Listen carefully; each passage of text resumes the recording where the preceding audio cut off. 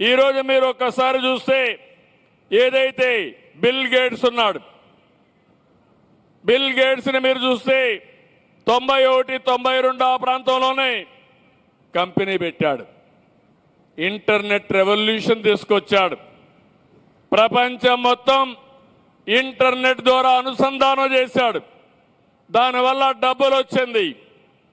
ఒక స్థాయికి వచ్చిన తర్వాత నాకు డబ్బులు ముఖ్యం కాదు, ప్రజాసేవ ముఖ్యమని రాజకీయాల ద్వారా కాదు, బిల్ గేట్స్ ఫౌండేషన్ ద్వారా చేయాలని జీవితాన్ని అంకితం చేశాడు.